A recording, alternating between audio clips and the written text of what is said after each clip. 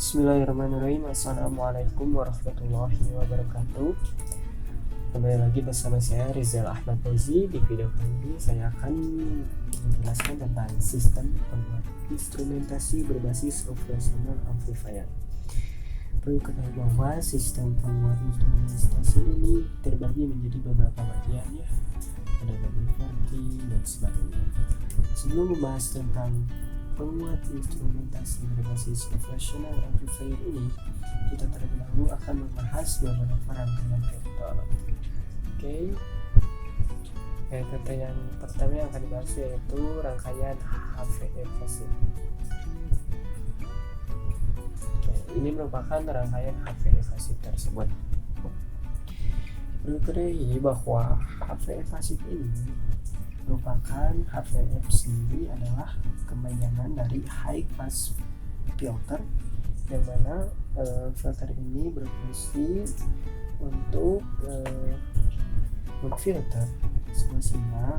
Jadi sinyalnya akan dilaruskan K di atas batas ambang bawah, sedangkan untuk frekuensi yang di bawah batas ambang bawahnya maka dia akan otomatis di block.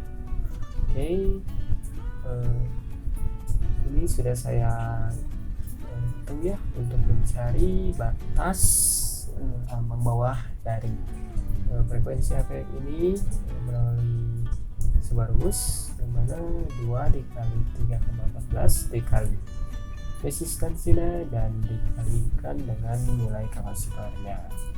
Maka akan muncul sebesar 0,05308. Ini merupakan nilai dari batas ambang bawah HVF ini.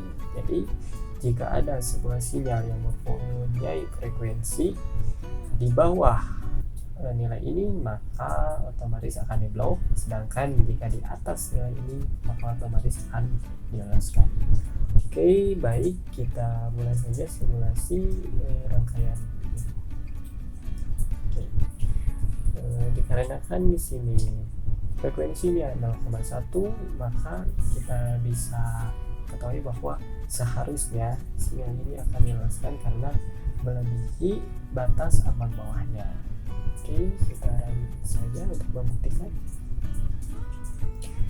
Pertama kita tinjau dulu di bagian inputnya. Maka akan muncul nilai dari input sebesar 5 volt untuk puncaknya dan 5 volt untuk kelemahannya. Maka untuk outputnya kalau diloloskan maka akan sama, ya, nilainya. Ini terbukti ya bahwa nilainya sama untuk V outputnya sebesar 5 volt dan 5 volt. Ini bukti bahwa rangkaian sinyal tersebut diloloskan oleh vektor ini. Lalu untuk rangkaian yang kedua, untuk HVE pasif yang ada 3 filter di sini, kita bisa tinjau. Maka akan sama, ya, sama-sama diloloskan. Ini merupakan input dan ini merupakan outputnya. Keduanya diloloskan. Lalu apa yang terjadi jika kita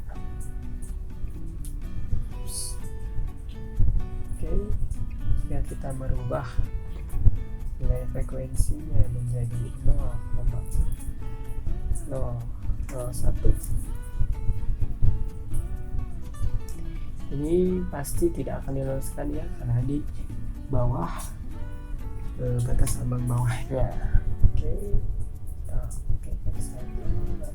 Lalu kita rubah menjadi 0,01. Lalu kita rubah juga stop time-nya sebesar 10.000 second.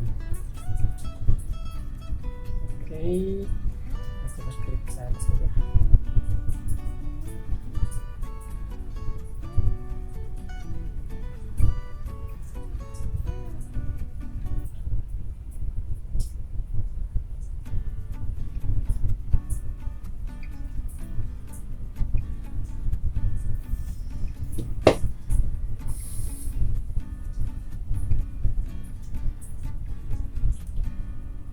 sedang proses ya. Oke, di sini kita bisa lihat bahwa ini merupakan inputnya sebesar 5 volt ya. Nah, kenapa ini lebih kecil? Ini tandanya bahwa sinyal ini di block karena di frekuensinya di bawah, atas ambang bawah dari filter HVF pasif ini. Ini bukti bahwa di bawah atas ambang bawahnya maka otomatis akan low, ditandai dengan pengurangan tegangannya. Ini untuk tegangan satu filter dan ini untuk 3 filter. Untuk satu filter pengurangannya tidak lumayan ya, dan untuk yang bagian 3 filter pengurangannya sangat signifikan sekali sampai ke milivolt. Oke.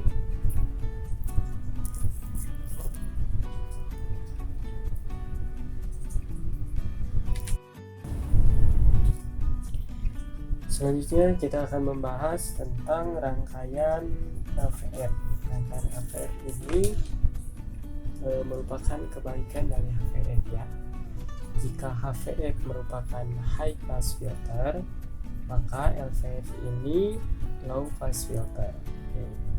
Jadi LVF ini filter yang akan meloloskan frekuensi di bawah ambang batasnya. Jadi kebalikan dari HVF itu sendiri. Oke. Ini merupakan rangkaian dari LVF pasif. Sebenarnya hampir mirip dengan rangkaian HVF, cuman ditukar saja, yang tadinya jadi resistor jadi kapasitor, yang tadinya kapasitor menjadi resistor. Oke, di sini resistansinya sebesar 1 ohm dan nilai kapasitornya sebesar 5,3 mikrofarad. Oke. Di sini kita akan menentukan ambang batasnya, ambang batas dari LVF ini. Rumusnya hampir sama, yaitu kita tulis dulu frekuensi LVF.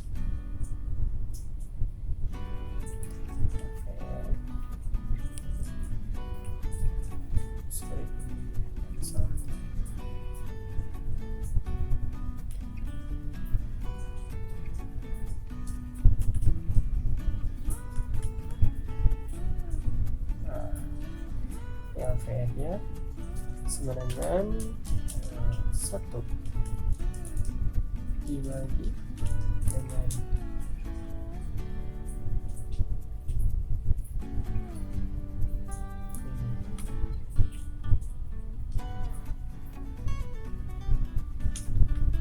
dibagi dengan 2 dikali 3,14 kali dengan resistornya yaitu 1 ohm dikali dengan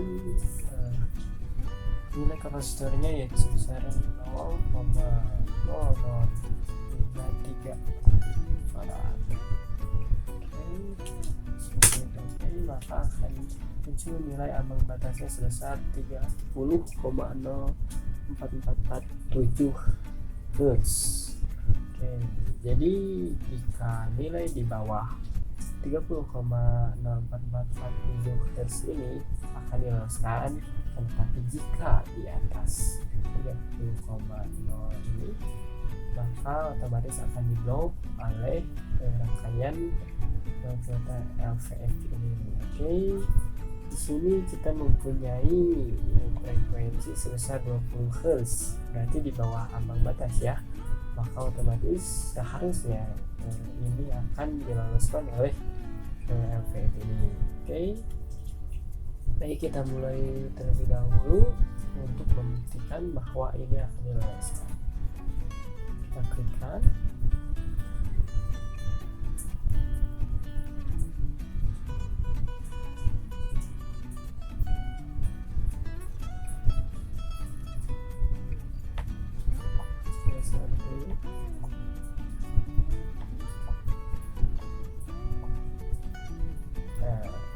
Kita cek dulu di bagian input.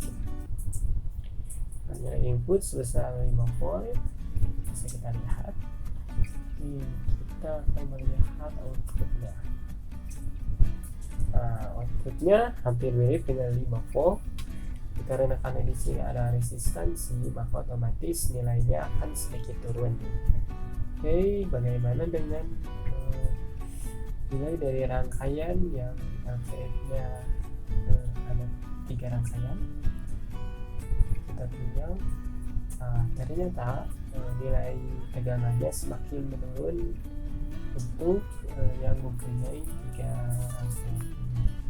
Jadi untuk menggunakan LVF yang terbaik adalah dengan menggunakan satu rangkaian. Baiklah, terus selanjutnya kita akan coba merubah dari frekuensinya, yaitu di atas ambang batasnya apa yang terjadi. Kita coba menjadi 100 saja, otomatis harusnya tidak akan diloloskan ya. Terus kita rubah stop time-nya menjadi 10 kilo second. Kita klik OK, maka kita terjadi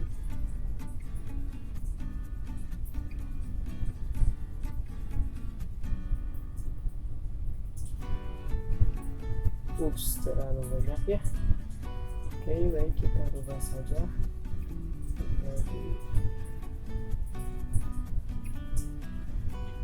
10 second. Coba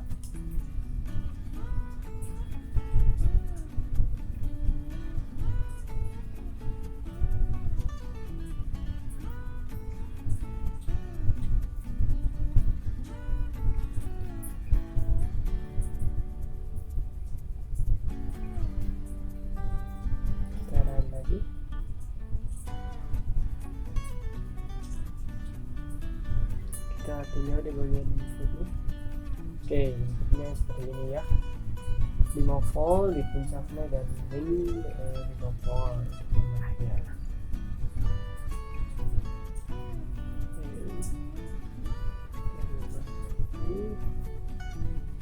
Untuk outputnya seharusnya kita jelaskan ya.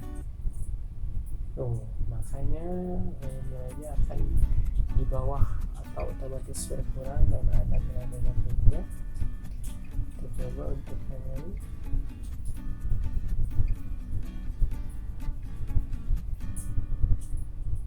Sama ya, semakin berkurang nilainya hampir sama dengan yang rangkaian pertama dan yang rangkaian yang satunya. Oke,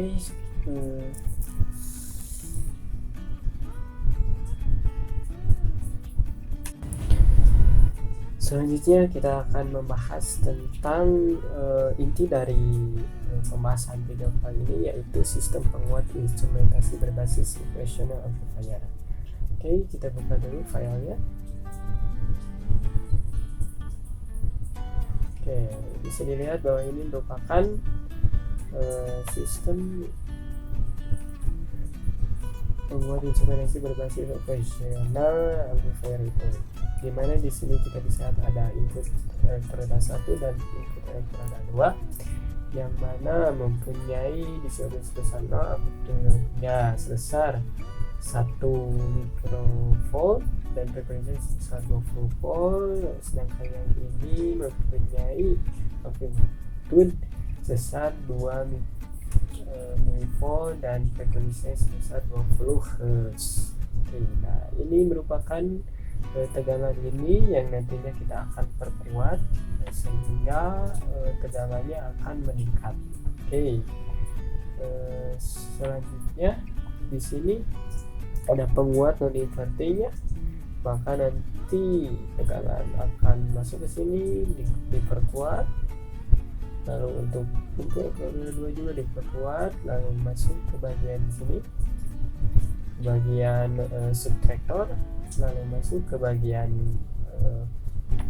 HVF aktifnya, bagian ke HVF aktif, lalu akan masuk lagi ke bagian penguat dibuatkan lagi. Di sini ada penguat, lalu di sini ada resistor, dan ini merupakan akhir dari penguat instrumentasi ini. Oke, marilah kita mulai simulasi untuk ini. Kita klik run, stop time-nya sebesar 2. Terus datanya 0, start-nya 0,001. Kita checklist lalu klik OK. Oke, maka akan muncul seperti ini, seperti biasa. Lalu kita akan mencoba untuk menganalisis bagian-bagiannya. Oke, kita tinjau dulu di bagian input elektroda 1. Maka akan muncul nilai sebesar 1 mV, dan untuk elektroda 2 nya kita juga tinjau, maka akan muncul nilai sebesar 2 mV. Oke, masing-masing tegangan ini kita perkuat melalui penguat non inverting ya. Untuk elektroda 1 maka nilainya akan menjadi sebesar, oke, ini bisa diperbesar, nilainya hampir sebesar 150 mV. Sedangkan untuk elektroda 2 nya maka nilainya menjadi, setelah diperkuat akan menjadi sebesar, oke, ini besar 0,6 mV. Oke, kita hapus dulu.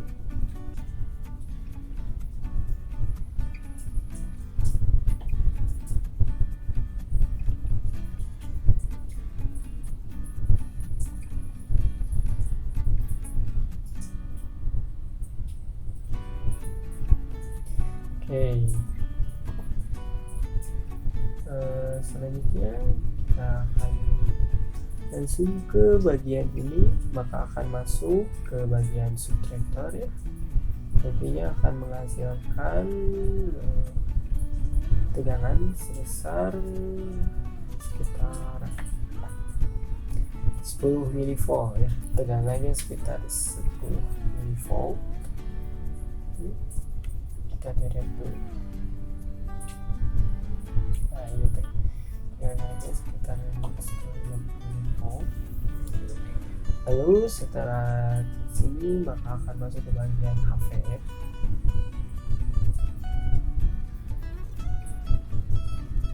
Akan masuk ke bagian HVF, kita tinjau. Setelah HVF maka nilainya menjadi 10 mV, menjadi turun ya.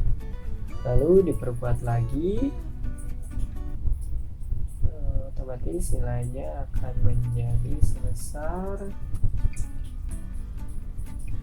100 mV. Nilainya makin membesar ya karena diperkuat. Lalu kita masuk ke bagian rangkaian AVF nya. Untuk rangkaian AVF nya akan muncul nilai 100 mV. Setelah itu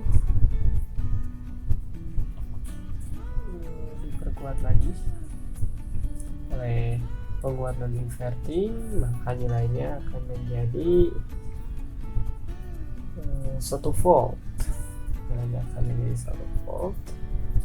Lalu di sini melewati resistor dan akan ada di level sitar ya. Seperti level sitar. Oke, kita makan dulu.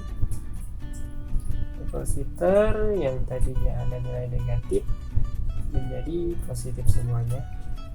Di sini sekitar 3,4 volt untuk nilai tegangan di sini.